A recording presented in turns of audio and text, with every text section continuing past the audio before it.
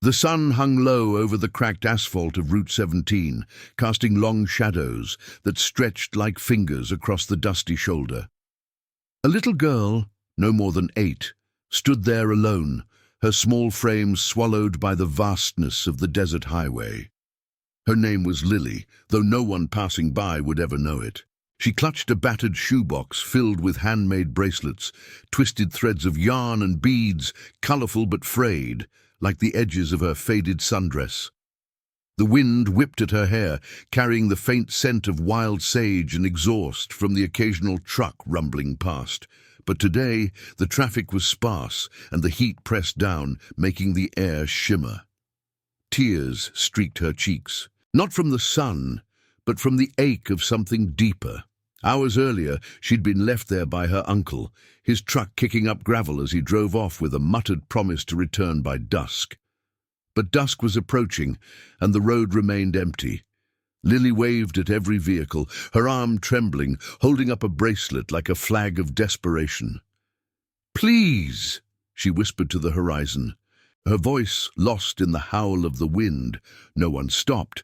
The world rushed by, indifferent, leaving her smaller with each passing shadow. It was a scene that twisted the gut, a child abandoned, her innocence clashing against the harsh indifference of the open road, evoking a quiet outrage that begged for intervention.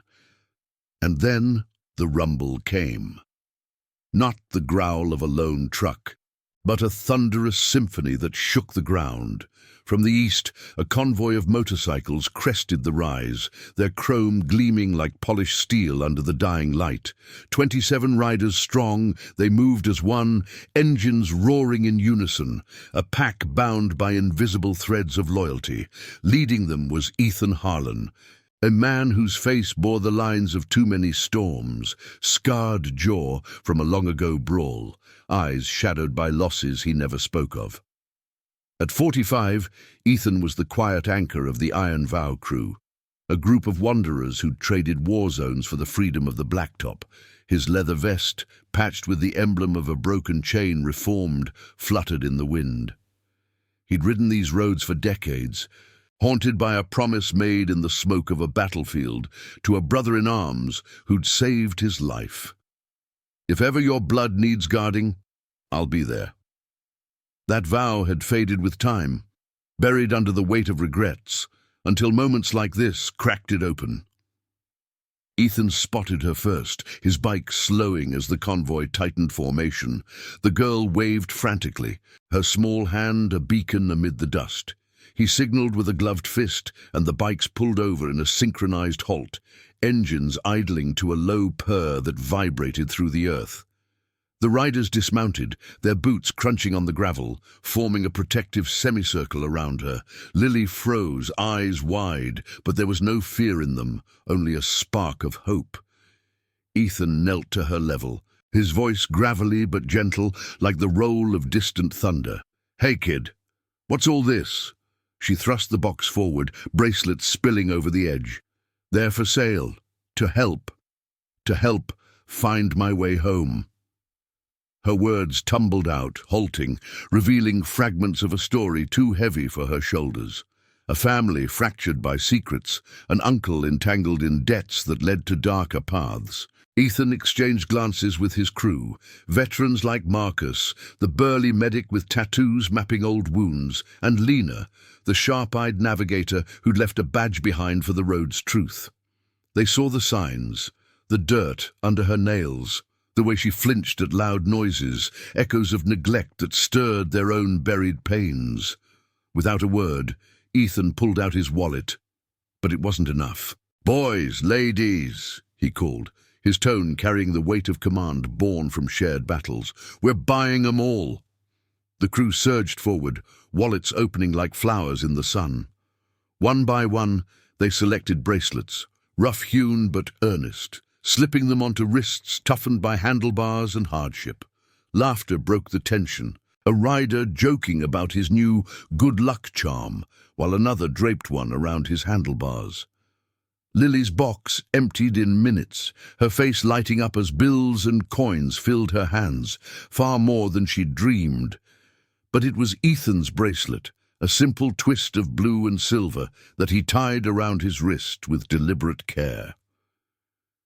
"This one's for a promise," he said softly, meeting her eyes. "You wave again if you need us. We'll ride." As the sun dipped below the horizon, painting the sky in strokes of crimson and gold, the convoy prepared to move. Lily stood taller now, clutching her earnings, waving goodbye with both hands. But Ethan lingered, a shadow crossing his features.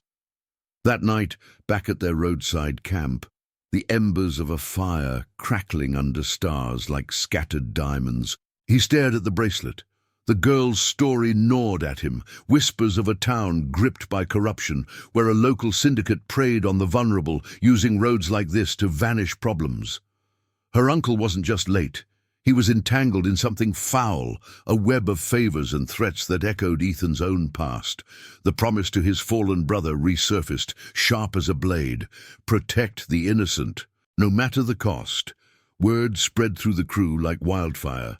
By midnight, around the glow of lanterns and the scent of coffee brewing over flames, they gathered. Marcus cleaned his tools with methodical precision. Lena sketched a rough map on a napkin. "She's one of us now," Ethan declared, his voice steady against the night's chill. Family chosen on the road. The decision rippled out, calls made to old allies, engines tuned for the dawn. 27 riders would become the vanguard, but more would join, drawn by the unbreakable code. Justice wasn't about fists or fury. It was the quiet stand, the fulfillment of a word given long ago. As the first light crept over the mesas, Ethan revved his engine, the bracelet glinting on his wrist. The convoy rolled out, dust trailing like a banner of resolve. Little did Lily know, her wave had ignited a chain reaction, pulling a man from his ghosts and binding a brotherhood to a cause greater than the miles ahead. The road whispered secrets, but today it would carry their thunder. And now, after this opening glimpse into the dust and determination, I invite you to pause and reflect. What forgotten promise in your own life might be calling you back? Share in the comments below if this story stirred something in you. The dawn broke fully as the convoy carved through the winding veins of Route 17, engines humming a low, relentless hymn against the awakening desert. Dust devils swirled in their wake, golden motes catching the light like fleeting memories. Ethan led the pack, his Harley vibrating beneath him, the blue and silver bracelet on his wrist a subtle weight that anchored him to the road ahead. The air was crisp now, laced with the sharp tang of creosote bushes and the faint metallic bite of cooling chrome. Behind him, the 27 riders fanned out in a loose V, their silhouettes etched against the rising sun. Leather-clad guardians, each carrying their own scars from battles fought in shadows far from home. Ethan's mind drifted as the miles blurred, the rhythm of the ride pulling him back to a night in the sands of a forgotten war. It had been 20 years since he'd knelt beside Jake, his brother-in-arms, amid the acrid smoke of an exploded convoy. Jake's breath had rattled, blood staining the sand, but his grip on Ethan's arm was iron. "Promise me, brother," he'd gasped, eyes fierce despite the pain. "If the world's gone cold on the innocent, you ride for 'em. Don't let the bastards win." Ethan had nodded, the words sealing like a brand on his soul. Jake didn't make it, but the vow did, fading into the haze of post-war drifts until Lily's wave yanked it back, raw and demanding. Now, with the wind whipping his greying hair, Ethan wondered if this was the call he'd been evading all along. The group pulled into a weathered diner off the highway by mid-morning, a squat building with peeling red paint and a sign that creaked like old bones. Desert Rose Cafe. Trucks idled nearby, but the bikers' arrival turned heads, curious stares from grease-stained mechanics and wary glances from families nursing coffee. The crew dismounted with practiced ease, boots thudding on the gravel lot, forming an unspoken perimeter around their bikes. Inside, the air was thick with the sizzle of bacon and the murmur of locals, fluorescent lights buzzing overhead like trapped insects. Ethan slid into a booth, Marcus and Lena flanking him, while the others claimed stools at the counter, their presence a quiet storm that hushed the room. The waitress, a woman named Clara with laugh lines etched deep and a name tag pinned crookedly, approached with menus, her eyes flicking to the bracelet on Ethan's wrist. "Rough road today?" she asked, pouring coffee that steamed like desert fog. Ethan met her gaze, his voice low and steady. "Looking for a girl, small, about 8, sold bracelets by the roadside yesterday. Name's Lily. Her uncle left her there, said he'd be back, but we're thinking otherwise." Clara paused, her hand tightening on the pot. She'd seen plenty pass through, runaways, drifters, shadows of harder lives, but something in Ethan's tone, the unyielding calm of a man who'd stared down worse, made her lean in. She glanced around, then slid into the booth uninvited, voice dropping to a whisper. "Heard talk last night. Truckers saying a fella matching that description. Scruffy beard, old Ford pickup, got mixed up with the Riverbend crew. They're a syndicate running these back roads, squeezing folks dry with protection rackets. Debts turn to disappearances quick around here. Girl like that might be leverage." Lena's eyes narrowed, her fingers tracing the edge of a napkin as she absorbed the words, her own past as a former deputy flashing in her mind, nights chasing leads that led nowhere, corrupted badges turning blind eyes. Marcus grunted, his massive frame shifting, tattoos peeking from his sleeves like maps of old firefights. "Where do we start?" he rumbled, the medic in him already calculating risks. Clara nodded toward the window, where the highway stretched toward a cluster of low hills. "Town of Eldridge, 20 miles west. That's their hub. Garages, motels, the works. But watch yourselves. Sheriff there owes them favors. Last week, a family vanished after missing payments. No questions asked." The words hung heavy, stirring the crew's resolve. Ethan thanked her with a nod and a tip that made her eyes widen, then stepped outside, the sun now beating down like a judgment. The group reconvened in the lot, voices overlapping in urgent clusters, engines checked, routes debated. Lena unfolded her sketched map on a bike seat, marking Eldridge with a decisive X. "We go in quiet," she said. "No guns, no glory, just truth and numbers." As they mounted up, a pickup rumbled past, slowing just enough for the driver, a gaunt man with hollow cheeks, to eye them suspiciously before accelerating away. Ethan's gut twisted. It felt like a warning, the first thread of the web tightening. The convoy roared to life, tires kicking up pebbles that pinged like distant gunfire. They rode west, the landscape shifting from open flats to jagged outcrops that clawed at the sky, shadows lengthening as noon approached. In the rear view, Ethan caught glimpses of his crew, faces set with that fierce loyalty born of chosen bonds, not blood. Marcus rode point on the flank, his bike steady as a heartbeat.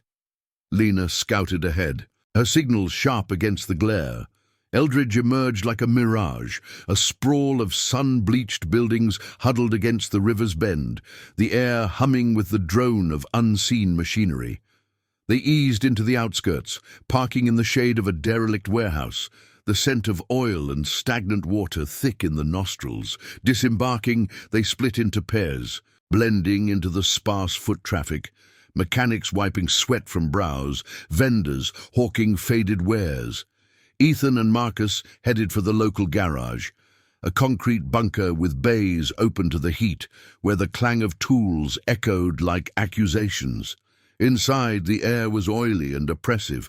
A mechanic named Roy, broad-shouldered with grease-blackened hands, wiping his brow as he eyed the intruders. "Help you?" He grunted, but his gaze darted, betraying nerves. Ethan leaned on the counter, casual but unyielding. "Heard about a trucker in trouble. Uncle type, left a kid behind. Ring any bells?" Roy's face paled, tools clattering from his grip. Before he could answer, a shadow fell across the door. Two men in faded jackets, Riverbend insignia patched discreetly on sleeves, stepping in with purposeful strides. "Everything all right here?"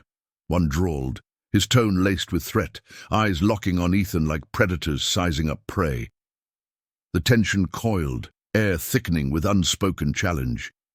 Ethan's hand brushed the bracelet, Jake's promise thrumming in his veins. This wasn't just about Lily anymore, it was the stand, the quiet defiance against the rot that festered in hidden corners. Marcus shifted beside him, a wall of quiet strength, as the crew's distant engines idled like a gathering storm. The confrontation brewed, justice's slow burn igniting in the heart of corruption's lair. And now, I invite you to leave in the comments where you're watching from and the exact hour you heard this story. We wish to know how far these northern confessions travel and at what moments they reach you. The garage's fluorescent lights flickered like hesitant heartbeats, casting jagged shadows across oil-stained floors where puddles gleamed black and viscous. The air hung heavy with the acrid bite of solvents and the low hum of a distant compressor. But it was the silence between words that pressed hardest now. Roy, the mechanic, had frozen mid-motion, a wrench dangling from his fingers, his eyes darting between Ethan and the two Riverbend men who filled the doorway like storm clouds rolling in. The first, a wiry figure with a scar twisting his lip into a perpetual sneer, stepped forward, his boots scraping the concrete with deliberate menace. His companion loomed broader, arms crossed over a chest that strained against a faded jacket. The insignia, a coiled serpent around a rusted key, catching the light like a warning flare. "Everything all right here?" the wiry one repeated, his voice a lazy drawl that masked the edge of a blade. His gaze slid over Ethan and Marcus, assessing, lingering on the iron vow patches that marked their vests. Ethan didn't flinch, his posture loose but rooted, like an ancient oak weathering a gale. The bracelet on his wrist caught a glint. Blue and silver threads, a quiet reminder amid the rising tension.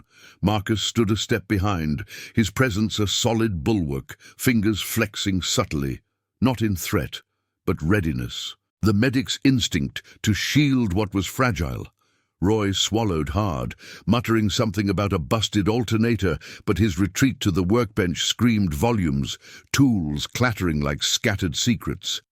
Ethan met the wiry man's eyes, his own steady as the horizon.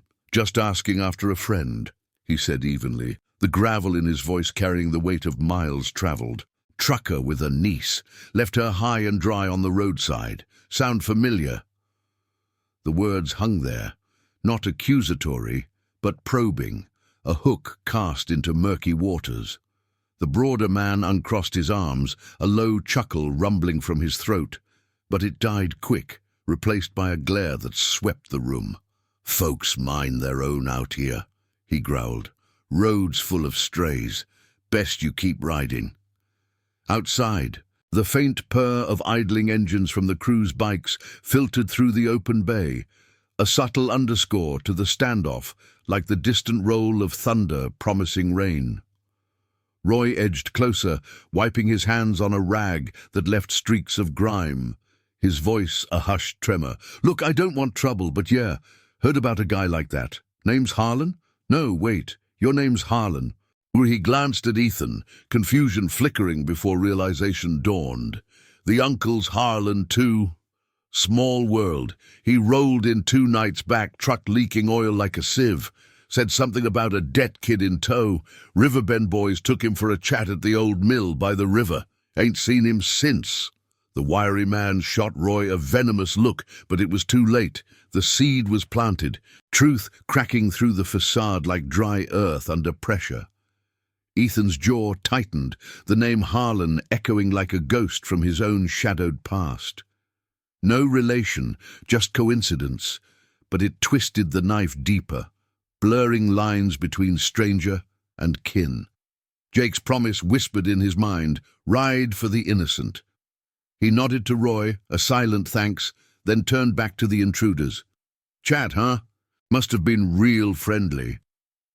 The sarcasm was light, but it landed heavy, stirring the air. The wiry one advanced a step, close enough for Ethan to smell the stale tobacco on his breath. But Marcus shifted, a wall of quiet authority that halted him cold. "Walk away, friend," Marcus rumbled, his tone the calm before a medic's incision, precise, unyielding.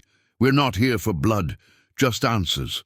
The broader man barked a laugh, but it rang hollow, his eyes flicking to the door, where Lena's silhouette appeared briefly, her sharp gaze scanning the scene, before vanishing into the shadows.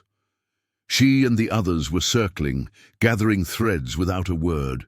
Their loyalty a web stronger than any syndicate's grip. The wiry one hesitated, calculating, then spat on the floor. A dark spot blooming like an accusation. "You bikers think you're heroes. This town's got its own law. Cross it and the road gets lonely fast." He jerked his head to his partner, and they backed out, boots echoing into the sunlight. But not before the wiry one paused, voice dropping low. "Tell the girl her uncle's paying up, one way or another." As they peeled away in a battered sedan, tires screeching like a predator's retreat, the garage exhaled. Roy slumped against the workbench, rubbing his neck. "You don't get it. Riverbend owns Eldridge, loans that choke, favors that bind. Last month, a widow lost her place for missing a payment.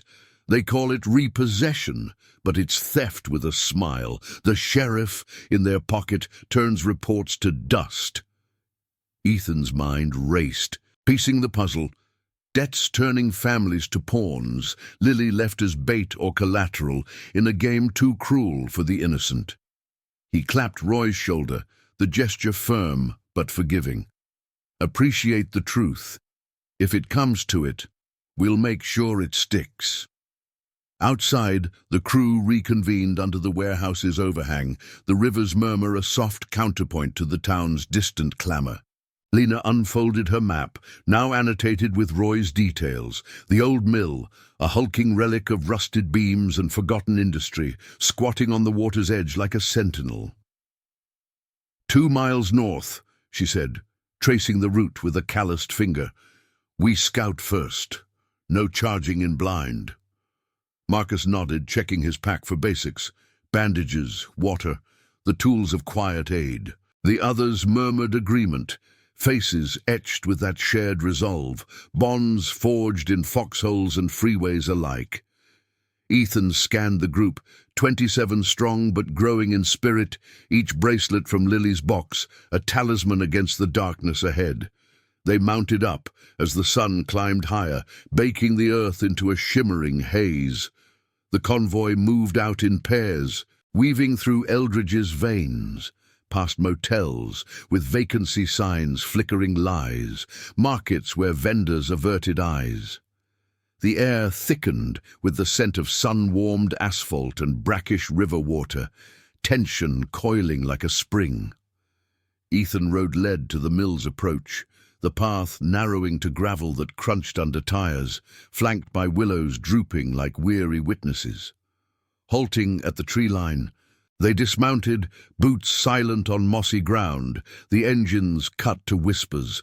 From the shadows the mill loomed, weathered timbers sagging under vines, windows like empty sockets staring at the lazy current. Faint voices drifted on the breeze, harsh tones muffled by walls, accompanied by the clink of chains that set Ethan's teeth on edge. No sign of Lily, but the uncle's truck sat rusted nearby, hood propped open as if mid-repair, a grim omen. Lena signaled and they fanned out, ghosts among the underbrush, hearts pounding with the moral weight of what lay inside. This wasn't vengeance, it was reclamation, the fulfillment of vows that outlasted rust and regret. As they closed in, a child's cry pierced the air, small, muffled, but unmistakable. Lily. Ethan's blood surged, Jake's words igniting like a flare. The crew paused, a collective breath held, the moment teetering on the edge of revelation. Justice brewed, not in fury, but in the unbreaking stand of those who chose to protect. The child's cry sliced through the humid air like a shard of glass, faint but piercing, echoing off the mill's rusted girders and dissolving into the river's sluggish murmur. Ethan froze at the tree line, his breath catching in his throat, the scent of damp moss and decaying wood thickening around him like a shroud. The willows whispered overhead, their leaves rustling in a breeze that carried the metallic tang of the water. But it was the sound, small, broken, laced with fear, that rooted him in place. Lily. Not a trick of the wind, but her voice, muffled by walls that had long forgotten mercy. Behind him, the crew held formation, shadows among shadows, Marcus's broad silhouette steady as an anchor, Lena's form crouched low, her eyes scanning the structure with the precision of a hawk. The others fanned out in silence, their boots sinking into the soft earth, breaths synchronized to the rhythm of unspoken trust. Ethan raised a gloved hand, signaling halt, his mind racing through the haze of memory. Jake's face flickered in his thoughts, pale under the desert sun, that final grip tightening as he extracted the promise. "Ride for 'em," he'd said, the words a lifeline in the chaos. Ethan had carried it like a scar, dulled by years of empty horizons, but now it burned fresh, urging him forward. No guns in their holsters, no blades drawn. The iron vow didn't conquer with force, but with the weight of truth, the unbreakable chain of loyalty that bound them tighter than any syndicate's threats. He nodded to Lena, who slipped ahead like smoke, her steps feather-light on the gravel-strewn path leading to the mill's side entrance, a splintered door hanging ajar, hinges groaning faintly in the wind. Inside, the air shifted to something stale and oppressive, laced with the musty rot of forgotten machinery and the faint, acrid bite of sweat-soaked fear. Lena paused in the doorway, peering into the dim interior where shafts of sunlight pierced cracked windows, painting dusty beams in golden streaks. The space yawned vast and cavernous, a relic of industry turned lair. Conveyor belts sagging like weary spines, piles of rusted scrap casting long, jagged shadows. Voices drifted from deeper within, gruff murmurs punctuated by the clank of metal on metal, and then that cry again, sharper this time, drawing a muffled sob that twisted Ethan's gut. He followed Lena's lead, the crew dividing into pairs, moving with the quiet coordination of those who'd navigated worse than this. Foxholes under fire, nights evading shadows in foreign lands. They crept along the perimeter, skirting puddles that reflected their grim faces like fractured mirrors. Marcus stayed close to Ethan, his medic's pack slung low, fingers brushing the strap in habitual readiness. "Sounds like more than one," he whispered, voice a low rumble that blended with the drip of water from overhead pipes. Ethan nodded, spotting movement through a gap in the wall. Two figures patrolling the central floor, the same wiry sneer from the garage now pacing, with a radio crackling at his belt. His partner, the broader thug, lounged against a crate, a cigarette glowing like a predator's eye in the gloom. But it was the far corner that held the heart of the darkness, a makeshift enclosure of chain link and barrels where a small form huddled, knees drawn to chest. Lily. Her sundress was dirt-streaked, hair matted, but her eyes, wide and searching, flashed with a spark of recognition as Lena edged closer. No sign of the uncle yet, but the truck outside told its own story. Hood still propped, tools scattered as if work had been interrupted by something far more sinister. Ethan signaled Marcus to cover the flank, then moved toward a rusted catwalk overhead, its metal groaning under his weight like a warning. From above, the scene unfolded in stark relief. The enclosure's gate padlocked, Lily clutching a frayed bracelet remnant, her whispers lost in the din. Nearby, in a side room half hidden by tarps, another voice emerged, hoarse, pleading. "I told you the debt's not mine alone. The girl's got nothing to do with this." The uncle, Harlan, as Roy had named him, slumped against a wall, wrists bound with zip ties, face bruised but unbroken. his eyes hollow with the desperation of a man who'd gambled everything on bad odds. The wiry man barked a laugh from the main floor, his radio sputtering to life with incoming chatter. "Payments or pieces, Harlan. Boss says the kid's insurance till you cough up. Riverbend don't forget." Ethan's blood simmered, not with rage, but a cold clarity. The corruption here wasn't just greed. It was a system that devoured the weak, shielded by badges that turned away. Jake's vow echoed louder, "Protect the innocent." He dropped a pebble from the catwalk, a subtle distraction that drew the broader thug's gaze upward, buying Lena seconds to slip to the enclosure. She knelt, voice a soothing thread through the chain link. "Hey, Bracelet girl, we're the ones who bought 'em all. Hold tight." Lily's eyes widened, tears carving clean paths through the grime on her cheeks. "You came," she breathed, small hand pressing against the fence. Lena worked the lock with a makeshift tool from her pack, a bent wire honed by road wisdom, each click a heartbeat in the tension. Below, Ethan descended silently, landing with a soft thud behind a stack of crates. Marcus flanked him, the pair converging on the side room, where Harlan strained against his bonds. The uncle's gaze snapped up as Ethan appeared, knife, blunt for cutting ties only, flashing in the low light. "Who the hell?" Harlan started, but Ethan pressed a finger to his lips, slicing the zip ties with efficient grace. "Friends of your niece," he murmured, helping the man to his feet. Harlan rubbed his wrists, wincing, the weight of shame etching deeper lines on his face. "I didn't mean for this. Debts from bad choices. Thought leaving her for a bit would buy time. No time for judgments. The moral ledger would balance later." Ethan steadied him, the bracelet on his wrist catching Lily's eye through the gaps, a beacon of the promise that had brought them here. But voices rose from the main floor, the wiry man alerting his radio, footsteps thudding like approaching doom. "Intruders! Seal the exits!" The crew responded in kind, a ripple of motion.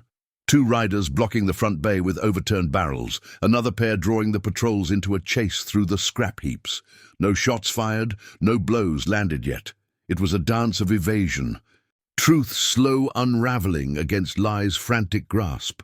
Lena sprang the lock just as Lily darted out, small hand finding hers in the chaos. "Run for the trees!" Lena urged, shielding the girl as they bolted for the side door. Ethan and Harlan emerged, the uncle scooping Lily into a fierce hug that spoke of redemption's first fragile step. "I'm sorry, kiddo," he choked, a voice breaking like rusted iron. But the wiry man rounded the corner, eyes blazing with cornered fury, his partner close behind, fists clenched. "You think you can just take what's ours?" he snarled, lunging forward. Ethan stepped between them, arms raised, not in fight but barrier, his crew closing ranks like a living wall. Marcus loomed at his side, Lena with Lily and Harlan edging toward safety. The standoff stretched, air electric with the promise of escalation, the river outside rushing on indifferently. Justice hung in the balance, not in violence's roar, but in the quiet power of those who stood unyielding, vows intact against the tide of corruption. The first siren wailed in the distance, sheriff's lights flickering through the trees, but it was the crew's resolve that would tip the scales, binding strangers into saviors under the weight of honor long overdue. If this moment of tension and heart stirred you, hit that like button to show your support. It helps these stories reach more roads. The sirens wailed closer, slicing through the mill's heavy air like accusations, their red and blue pulses flashing through the fractured windows and painting the rusted walls in erratic strobes. Ethan stood firm at the forefront, his broad shoulders a shield between the Riverbend thugs and the huddled forms of Lily and her uncle, the girl's small hand clutching Harlan's shirt as if it were the last tether to safety. The wiry man sneered, his scar twisting deeper in the shifting light, while his bulkier partner shifted weight from foot to foot, eyes darting toward the approaching noise like a cornered animal sensing the trap. Outside, the river's current murmured on, indifferent to the human storm brewing within these decaying bones of industry. The scent of wet earth and oil mingling with the sharp tang of adrenaline that hung in the air. Ethan's voice cut through the tension, low and unyielding, carrying the gravel of roads long traveled. "This ends now. No more games with the vulnerable." His bracelet gleamed faintly, a twist of blue and silver that caught Lily's wide eyes, reminding her and him of the simple wave that had set this chain in motion. The uncle Harlan straightened beside him, his face a map of regret etched by shadows of poor choices, but his arm around Lily was steady, a father's resolve blooming late but fierce. Marcus flanked Ethan, his massive frame a quiet bulwark, while Lena positioned herself at the rear, guiding the girl toward the side exit where the crew's shadows waited in the underbrush, engines silent but ready to roar. The wiry thug lunged forward, not with a weapon, but a shove that tested boundaries, his hand grazing Ethan's vest in a bid for dominance. "You outsiders don't call shots here," he spat, voice laced with the bitterness of a man bound to a rotten system. But Ethan didn't budge, absorbing the push with the calm of one who'd faced down far greater tempests, sandstorms in distant wars, the hollow ache of lost brothers. Instead, he locked eyes, his gaze a mirror reflecting the thug's own fractures. "We do when it comes to promises kept. Debts like yours, they break families. We're here to mend what's torn." The words landed like stones in still water, rippling through the group, stirring even the bulkier man's hesitation as distant shouts from the arriving vehicles echoed off the mill's beams. The crew tightened their circle, 27 souls moving as one, their leather vests whispering against the chain-link remnants, boots scraping softly on the grit-strewn floor. No raised fists, no cries of battle. It was the power of presence, the unbreaking line of loyalty that spoke louder than any threat. From the tree line, more riders emerged, old allies drawn by urgent calls during the ride in, swelling their numbers to 30 now, faces weathered by shared histories of redemption on the blacktop. One, a veteran named Tyler with a limp from an old blast, positioned himself at the enclosure's gate, his eyes scanning for signs of further restraint. Another, Grace, a nurse who'd traded hospital shifts for the open road, knelt briefly to check Harlan's wrists for lingering marks of confinement, her touch gentle amid the chaos.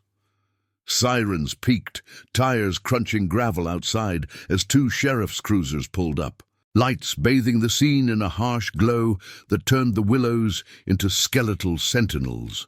The doors slammed, and out stepped the sheriff, a portly man named Caldwell, badge glinting like fool's gold under the afternoon sun, his mustache twitching with feigned authority. Flanking him were deputies, hands hovering near holsters, but their eyes betrayed the script, averted glances, postures too rigid for justice's ease. Caldwell strode toward the mill's entrance, the wiry thug melting back into the shadows with a nod that screamed collusion. "What's all this commotion?"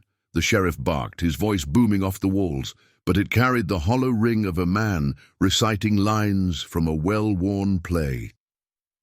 Ethan stepped forward into the light, the crew parting just enough to frame him like a reluctant hero emerging from the fray.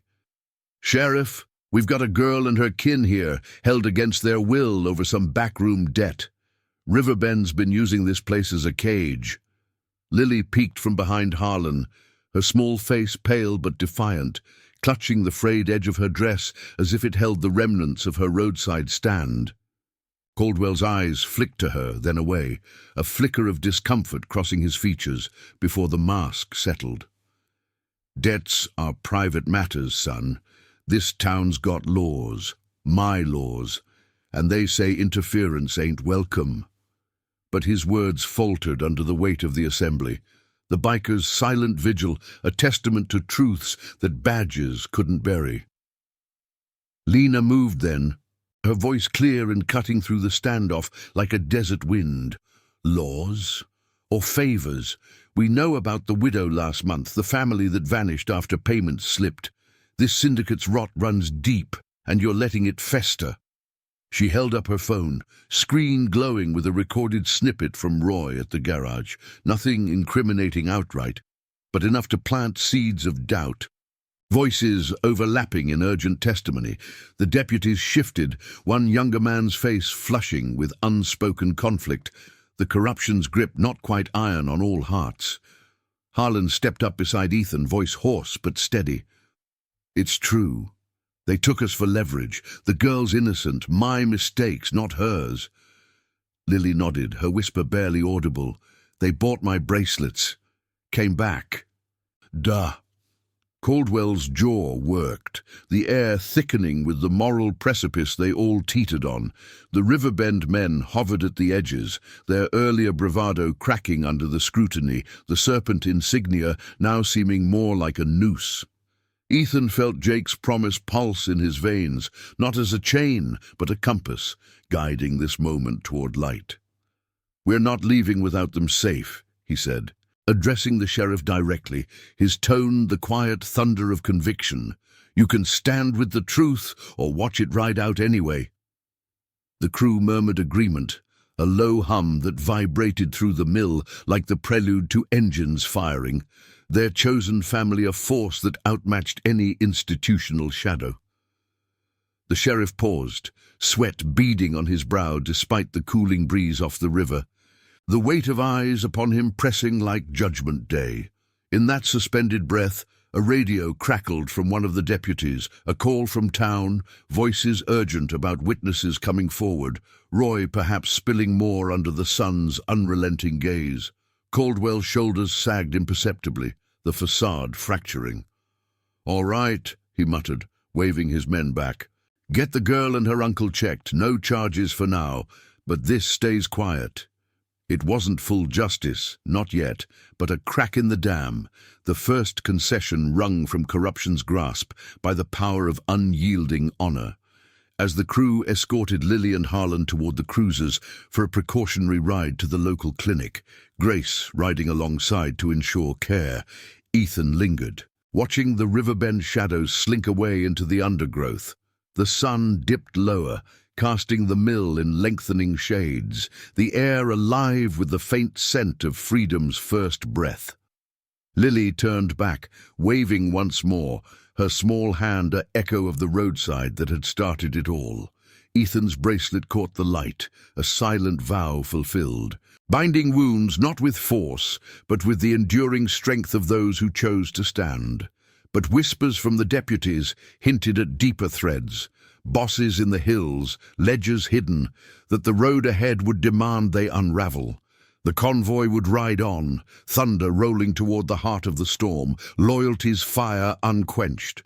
The cruiser's taillights faded into the golden haze of late afternoon, weaving through Eldridge's dusty streets toward the clinic on the town's edge.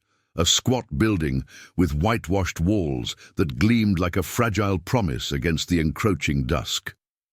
Ethan watched them go, the engine's low growl still echoing in his ears, the air now cooling with the river's breath, carrying hints of wild mint and the faint, lingering bite of exhaust. Lily's final wave lingered in his mind, small but resolute, a mirror to the one that had drawn them into this fray.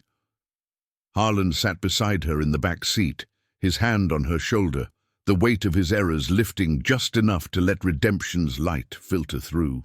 Grace rode shotgun in the lead car, her nurse's instincts sharp, ensuring the checkup would be thorough, no hidden bruises overlooked, no stories silenced.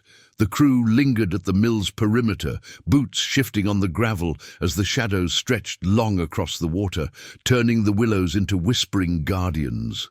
Marcus wiped sweat from his brow, his tattoos glistening under the fading sun, while Lena folded her map with deliberate care. The annotations now a roadmap of battles won without a single shot. The additional riders, Tyler's steady limp marking his approach, others murmuring in low tones, formed a loose circle, their bracelets from Lily's box catching the light like shared talismans. Ethan felt the pull of Jake's vow settle deeper, not as a burden, but a fulfilled echo. The promise that had haunted his drifts, now woven into something tangible, lives mended on the blacktop. But closure wasn't clean. The riverbend web clung like burrs. As the sheriff's men departed, Caldwell cast a parting glance over his shoulder, his mustache twitching with unspoken warnings. "This ain't over, Harlan," he'd muttered to the uncle before the doors shut. The words a thread left dangling. Ethan knew it. The syndicate's roots ran into the hills, feeding on quiet towns like Eldridge, where debts became chains and innocence collateral. Whispers from the deputies had painted the picture. A boss named Vance, holed up in a fortified ranch overlooking the valley, ledgers buried in safes that held more than money, names, threats, vanished families. The partial victory at the mill was a spark. Now it needed fuel to burn out the rot. By evening, the convoy regrouped at a roadside pullout overlooking the river, engines idling to a soft purr that blended with the cricket's rising chorus. The air cooled further, stars pricking the indigo sky like distant campfires, the scent of pine from the hills mingling with the warm leather of their vests. Ethan leaned against his bike, the bracelet's threads rough under his fingers, as Lena shared the latest from her calls. Old contacts in nearby towns confirming Vance's grip, a network of enforcers patrolling the backroads. "He's the head," she said, her voice steady against the night's chill.